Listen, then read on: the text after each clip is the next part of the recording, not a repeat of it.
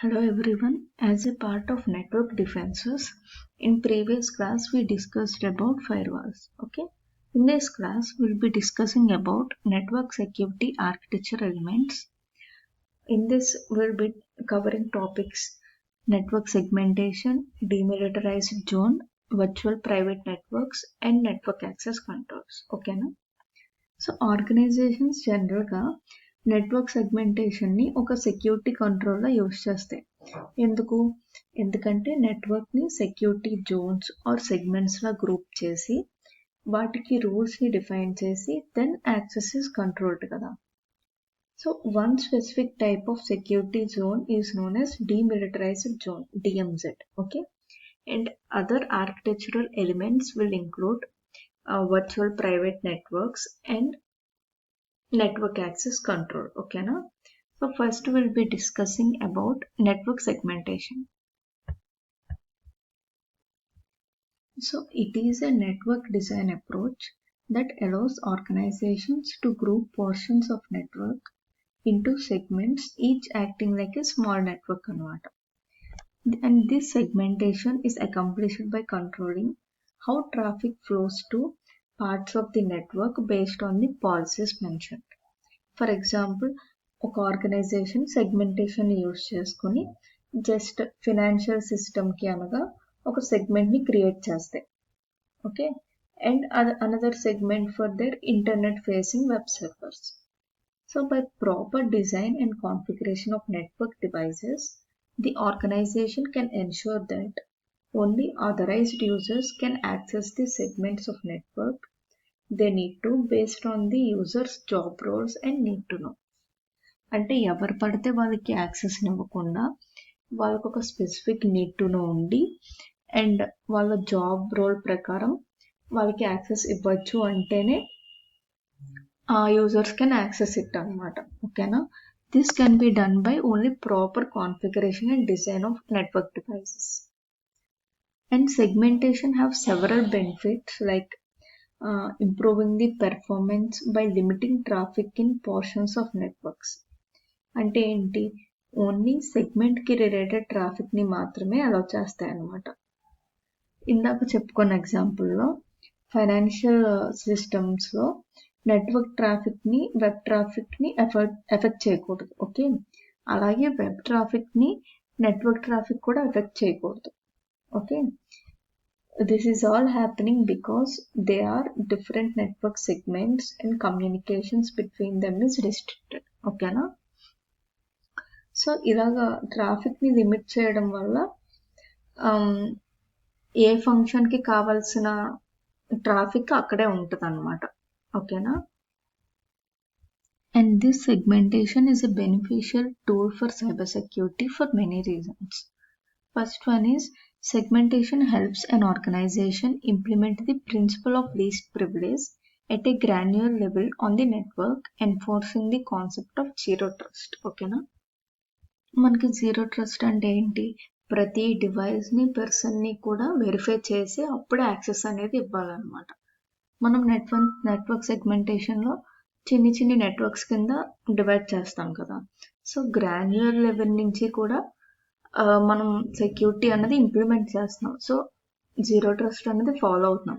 అలాగే principal of least privilege కూడా follow అవుతున్నాం ఈ సెగ్మెంటేషన్ యూస్ చేసి. ఓకేనా? And second one is segmentation creates more barriers for hacker to go through to reach the sensitive systems, thereby increasing the work factor of an attack.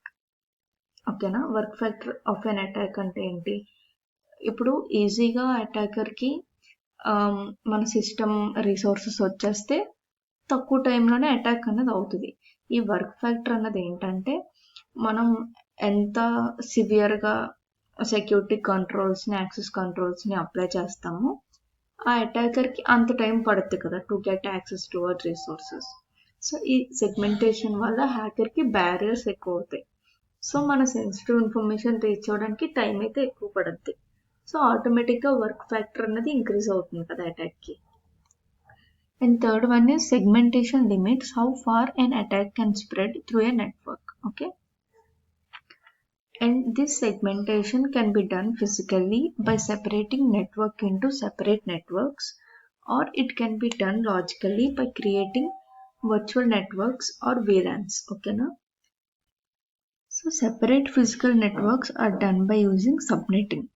Subnetting ante enti? It involves dividing a large network into smaller and more manageable subnetworks.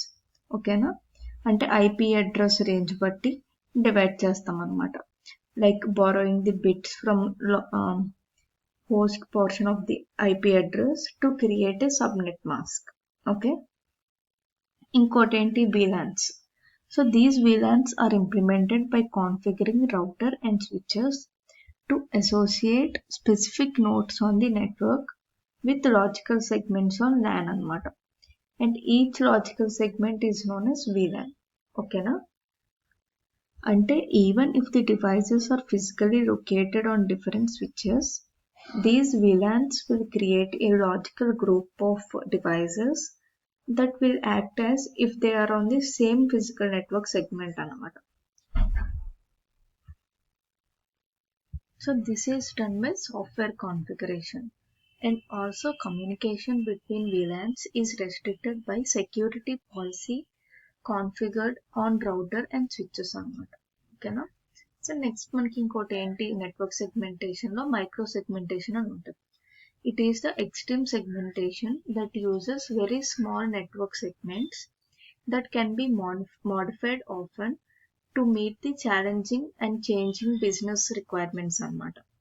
అంటే వీటిని టెంపరీగా system communicate అవ్వడం కోసం create చేసి ఒకవేళ అది దాని అవసరం అయిపోయాక రిమూవ్ చేసేస్తారు అనమాట. It is the concept of isolating network segments and controlling who can access to what with traditional networks anamata. And this segmentation isolates traffic between the segments, but everything within the segment like servers and applications are grouped together. Okay, ఈ micro segmentation ని full fledged గా implement చేయాలంటే we use software defined networking, SDN అంటారు అనమాట. This SDN is a networking framework that provides better and more granular control and management of the network. It also provides greater ability to automate, provision, control and troubleshoot the network. Okay na? So this is all about network segmentation. Okay na? Our next element is demilitarized zones. Okay. These demilitarized zones will separate internal networks from internet and are found on corporate networks. So these are generally created on companies' internal network to isolate the company from external threats anamata. So it is a network barrier between the trusted and untrusted networks in companies, private and public networks. So దీనివల్ల outsider మన company డేటాని access చేయలేరు అనమాట. So ఒక company website కానీ ఇన్ఫర్మేషన్ని కానీ access చేయాలనుకుంటే అవుట్ సైడ్ యూజర్స్ కానీ public network will send request to demilitarised zone అనమాట. ఓకేనా, then demilitarised zone will arrange sessions on public network and it cannot initiate sessions on private network. So ఎవరైనా మన DMZ మీద ఏమైనా malicious actions చేస్తే web pages మాత్రమే disturb అవుతాయి అన్నమాట. Okay, but other information will remain safe.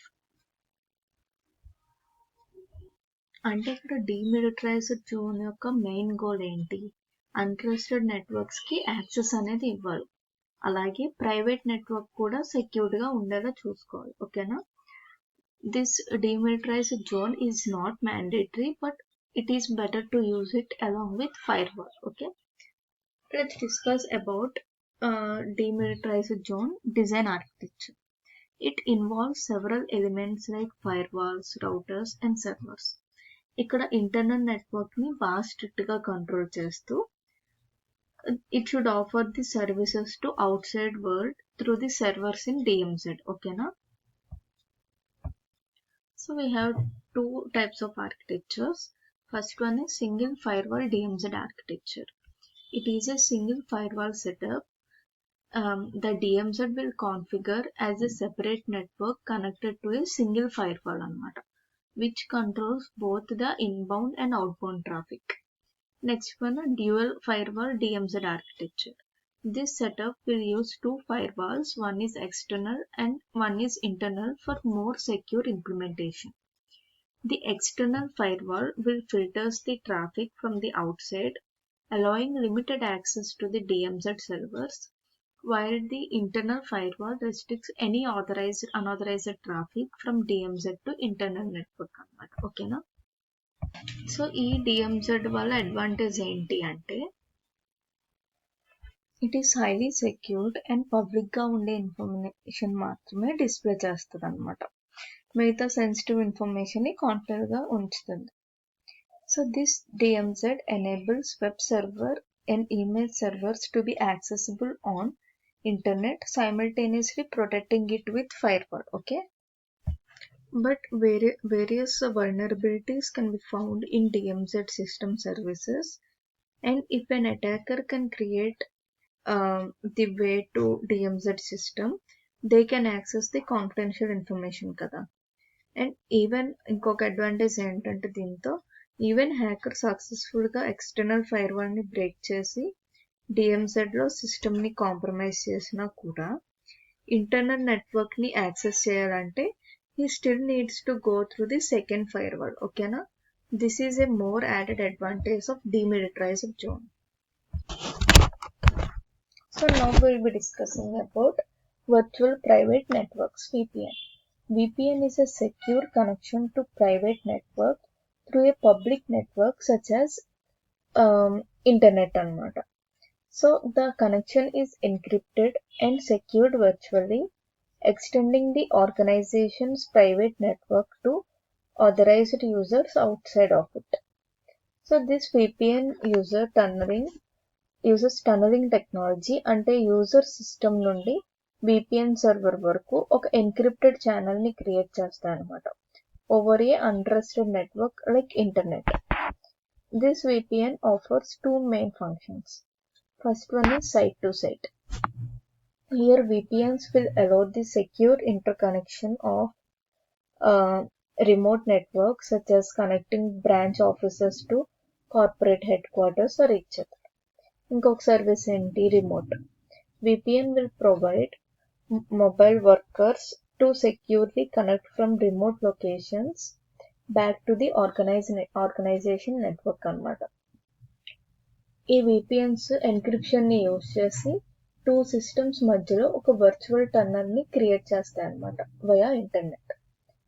ఇది ఆ టన్నల్లోకి ఎంటర్ అయినా కూడా అది ఎన్క్రిప్ట్ అయ్యే ఉంటుంది, అలాగే ఎగ్జిట్ అయినప్పుడు డీక్రిప్ట్ అవుతుంది అనమాట. సో మనకి చూడడానికి ఇదంతా నార్మల్గా ఉండొచ్చు, కానీ ఒక attacker when he gains access to the traffic between two secure networks, all he can see is encrypted information which he can't read. Okay, these VPNs require a endpoint on remote network that accepts the VPN connection. So firewalls, routers, switches, dedicated VPN concentrators, ఇవన్నీ కూడా end points లోకి వస్తాయి.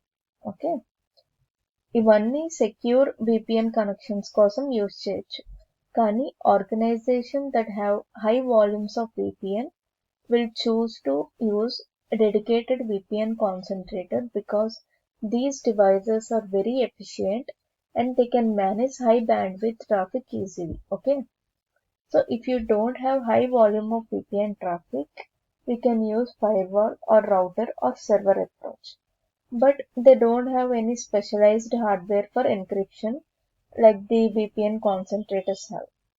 So వాటిని VPN endpoints గా use చేస్తే కొంచెం performance issues అనేది రావచ్చు. ఓకేనా?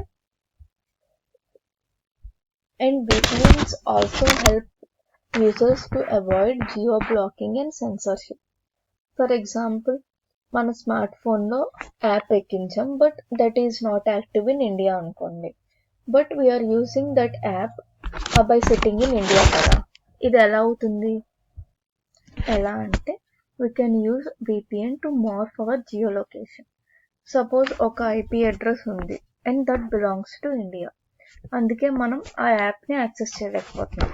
సపోజ్ ఒక XYZ యాప్ యూజ్ చేసి మన డివైస్ ఐపీ అడ్రస్ని మనకి యాప్ వర్క్ చేసే లొకేషన్ ఐపీ అడ్రస్కి మార్చేసాం అనుకోండి, we can get access to the app easily కదా. Here IP address is changed using the VPN technology. అంటే ఇక్కడ ఏం జరుగుతుందంటే our devices will be connected to VPN server of the country we entered in the tab. So now we can inherit a new IP address from the servers anamata. Okay na? And this VPN is used to bypass many blocked sites. And మన IP address ని hide చేసుకుని anonymous గా కూడా మనం browse చేసుకోవచ్చు అనమాట. ఓకేనా? So దీనివల్ల ప్రైవసీ అనేది కొంచెం ఎక్కువ ఉంటుంది.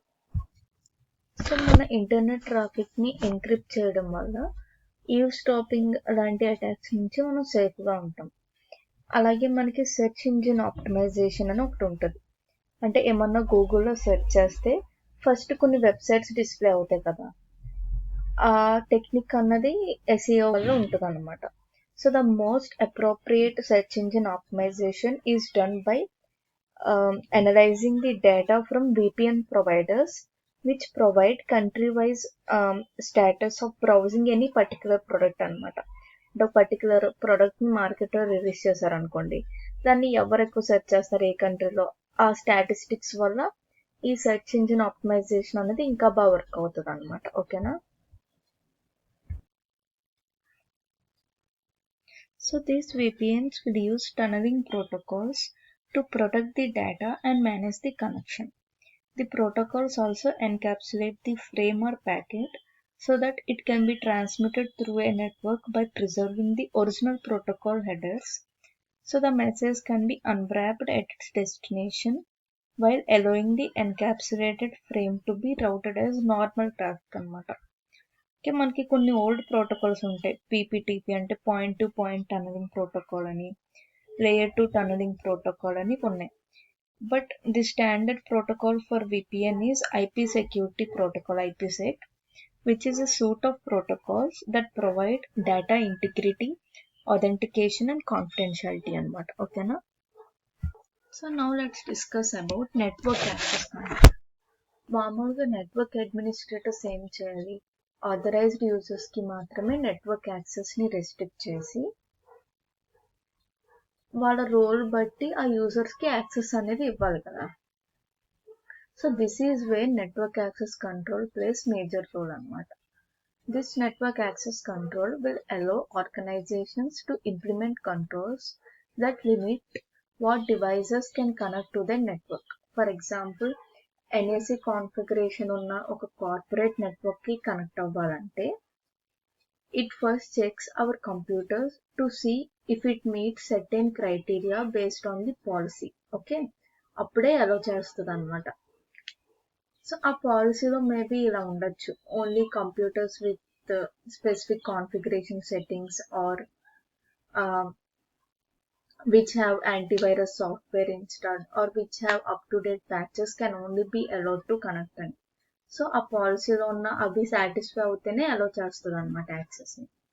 So this helps the network free of devices that could introduce the threads into environment such as malware కానీ, హిడెన్ స్క్రిప్ట్స్ కానీ and software that is not permitted into the network. Okay, so this network access control often uses an authentication protocol called 802.1x to perform these access control tasks అనమాట.